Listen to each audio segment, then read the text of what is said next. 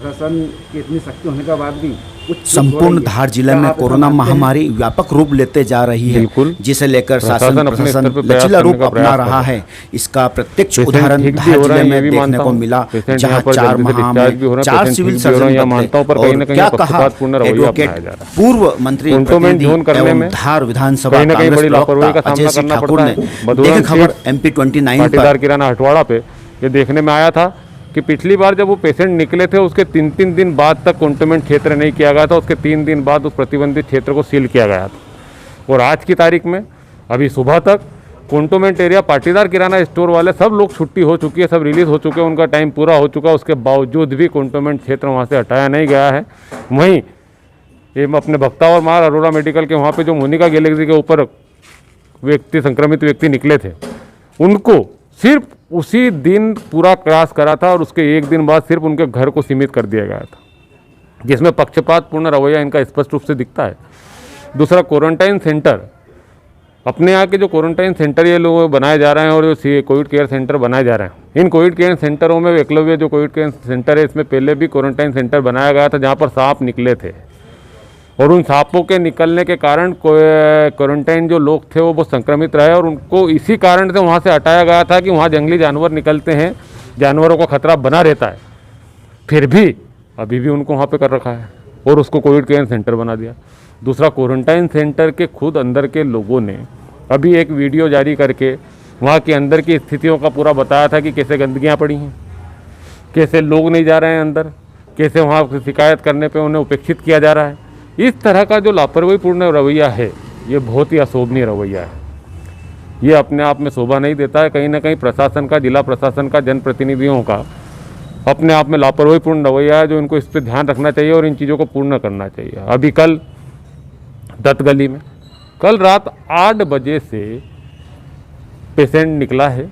चूँकि हम समझ सकते हैं कि रात में क्षेत्र प्रतिबंधित नहीं हो सकता, पर सुबह 1 बजे तक, 2 बजे तक उस क्षेत्र को सील नहीं किया गया, नहीं वहाँ के लोगों में कोई हिदायत दी गई, नहीं कोई टीम तक आई। उस परिवार के लोग या उससे जो भी संक्रमित लोग खुले घूम रहे हैं, उनसे भी तो संक्रमित का खतरा होता है। इन लोगों ने उस पर भी कोई कार्रवाई नहीं। 2-3 बजे के बाद कोई आए तो आए, अभी तक तो वहाँ पर कोई प्रतिबंधित क्षेत्र नहीं किया गया। वहीं वीआईपीओं की रिपोर्ट, कोरोना टेस्ट जो वीआईपीज़ का हो रहा है वो सुबह से शाम तक में रिपोर्ट आ रही है और पॉजिटिव नेगेटिव बताया जा रहा है। और आम जनता की अगर जांच होती है तो 5-5 आवर्स तक पेंडिंग होता है, 5-5 दिन तक उनकी जांचें नहीं आ रही। हमारे यहाँ के जनप्रतिनिधि क्या कर रहे हैं, जिला प्रशासन क्या कर रहा है, जो 700-800 जांचें पेंडिंग हो रही है, इनको अदर लेबों में, दूसरी प्राइवेट लेबों में, अब तो सबकी क्षमताएँ बढ़ गई हैं, उन प्राइवेट लेबों में करवा के दिया क्यों नहीं जा रहा, हाथों हाथ क्यों नहीं इनका सुबह से शाम तक में रिजल्ट आ रहा है। ये पेंडिंग होने से लोग इधर उधर घूम रहे हैं, इससे भी तो संक्रमण का खतरा बढ़ रहा है। कहीं ना कहीं इसमें प्रशासन की लापरवाही है, जो इसको दूर की जाना चाहिए। यही बहुत सारे बिंदु। वहीं कहीं अभी सुनने में आया था कि एक प्रभावशाली के पॉजिटिव निकलने के बाद, संक्रमित होने के बाद, उनके पॉजिटिव निकलने के बाद उनके जो प्रभावशाली लोग थे जो उनके संपर्क में आए थे, उन्हें क्वारंटाइन एक विशेष होटल में किया गया था। ऐसा क्यों? जब आम लोगों को आपके यहाँ पर किया जा रहा है तो फिर उनको होटलों में क्यों किया गया? उसका खर्च किसने उठाया? वो शासन अगर उनको कर रहा है और वो प्राइवेट उठा रहे हैं तो दूसरे भी उठा सकते हैं, उनको भी ये छूट दी जाए। व्यवस्थाओं को सुधार किया जाए, दिन पे दिन संक्रमण बढ़ रहा है।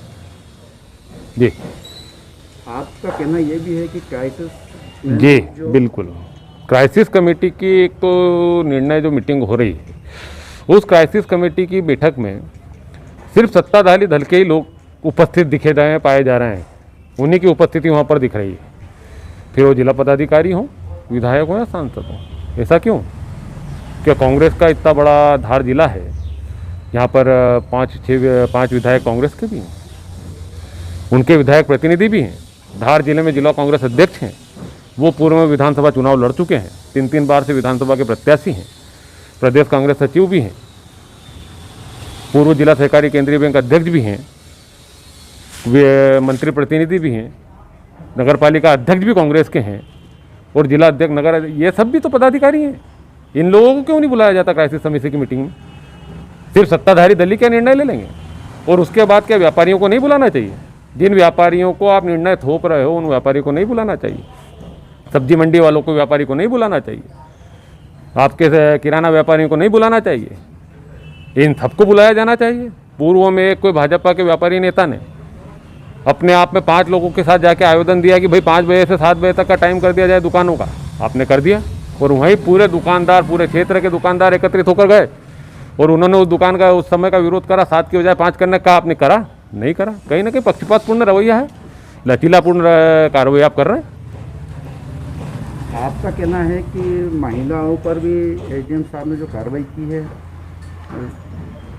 मेरा किसी भी अधिकारी से कुछ भी नहीं कहना साहब। जो पत्रकार, जो भी हुआ घटना जो घटी है वो पेपरों में छपी है, पत्रकारों के माध्यम से मुझे मालूम पड़ी है। क्योंकि लॉकडाउन था, मैं तो घर था, पर पत्रकारों के माध्यम से पता चला है कि महिलाओं के साथ भी, क्योंकि महिलाओं की गलती है, लॉकडाउन है, पूजा पाठ में बाहर नहीं आना था। फिर चूँकि ये हिंदुस्तान है, धार्मिक नगरी है, यहाँ धर्म के प्रति हर आदमी सहज है। उस रोज नागपंचमी थी, पूजा पाठ करने आ रहे थे, उनको सहज से समझा कि आपको द्वारा पहुँचाया जा सकता था और चालान बनाना था तो भी बनाया जा सकता था, बेइज्जत नहीं किया जाना था। कहीं ना कहीं अधिकारियों का रवैया बेइज्जत करने पूर्ण होता है, कहीं ना कहीं उनकी भाषा शैली हठधर्मिता वाली होती है, कहीं ना कहीं बर्ताव पक्षपातपूर्ण किया जाता है। अगर डीएम, हमारे सामने की बात है, परसों जो चालान लोग बना रहे थे उसमें से एक डीआरपी के सज्जन आए, उससे पूछा तू कहाँ का है, बोले डीआरपी का, उसका चालान नहीं बनाया। वहीं एक आदमी अपने बच्चे को बता के, व्यक्ति अपने बच्चे को बता करके आ रहा था, उसका 2000 रुपये का चालान काट दिया गया। प्रभावशाली लोगों के, सत्ता पक्ष लोगों के अगर कोई फ़ोन पे बात करा देता तो उसको आप छोड़ रहे हैं, और वहीं बेचारे आम आदमी का आप चालान बना रहे हैं। ऐसा कैसे और ऐसा क्यों? ये क्या करना उचित है? इतनी बड़ी महामारी है, आज देश पिछले 5 महीनों से संकट में चल रहा है। आदमी घर से निकलने में डर रहा है, बच्चे घर से निकलने में डर रहा है, संक्रमण फैलता जा रहा है, संक्रमण पर कंट्रोल नहीं हो रहा है। उसके लिए शासन प्रशासन की क्या तैयारी है? संक्रमण क्यों नहीं रोक सकते आप? इतने समय से अभी तक क्या चला? चालान बना के एक दिन लॉकडाउन करके, एक दिन आप चालान बना के, एक दिन आप सख्ती करके ये सब रोक सकते हैं? उस पर आप क्या वाहवाही लेना चाहते हैं अधिकारीगण कि हम सख्त हैं, हम कार्रवाई कर रहे हैं? ये उचित है क्या? अगर ये जनता के हित में है तो ठीक है, और ये जन विरोधी है तो जनता के हित में लेके जनता के पक्ष में हम बात करेंगे, आंदोलन करेंगे। क्राइसिस कमेटी की बैठक हो, ये हो, इसमें सबको शामिल किया जाना चाहिए। और ये जो लचीलापूर्ण चल रहा है ये बंद होना चाहिए। आपके चिकित्सक, आपके डॉक्टर, महामारी संबंधित अधिकारीगण, आपके प्रशासकगण, कोई भी फ़ोन उठाने को तैयार नहीं है, और फ़ोन उठाता है तो सही जानकारी नहीं देना चाहता। क्यों? क्या सिर्फ सत्ता पक्ष के लोग ही जनप्रतिनिधि, विपक्ष के लोग जनप्रतिनिधि नहीं है? क्या वो जनता के लिए नहीं सुनते, कि जनता का काम नहीं करते, कि जनता उनके पास नहीं जाती? ये बहुत सारी बातें हैं जिसमें लापरवाही पूर्ण रवैया अपनाया जा रहा है, और पिछले 4 माह से एक तरीका ये चल रहा है। इसे सुधारा जाना चाहिए। मेरा विरोध किसी प्रशासन से नहीं है, किसी व्यक्ति विशेष से नहीं है, ना ही किसी अधिकारी से। कोविड-19 में पेशेंट भी हमारे यहाँ सबसे ज़्यादा ठीक हो रहे हैं, उसके लिए मैं डॉक्टर्स को, चिकित्सकों को और जो भी उसमें सराहनीय कार्य कर रहे हैं उन सबको बधाई देता हूँ। वो बधाई के पात्र हैं जो हमारे यहाँ इतनी ज़्यादा छुट्टियाँ भी हो रही। पर कहीं ना कहीं जो अव्यवस्थाओं का बवंडर ये चल रहा है, जो आपकी आड़ में आप छुपाए जा रहे हैं, इसे आप खोलिए, इस पर भी ध्यान दीजिए। आप बहुत अच्छा काम कर रहे हैं, इसको भी थोड़ा सा करिए। जनता आपके लिए है, जनता आपके विश्वास पर बैठी है, जनता आप लोगों के दम पर बैठी है। आपका सुनना। अजय सिंह ठाकुर, एडवोकेट, पूर्व वन मंत्री प्रतिनिधि, विधानसभा कांग्रेस प्रवक्ता।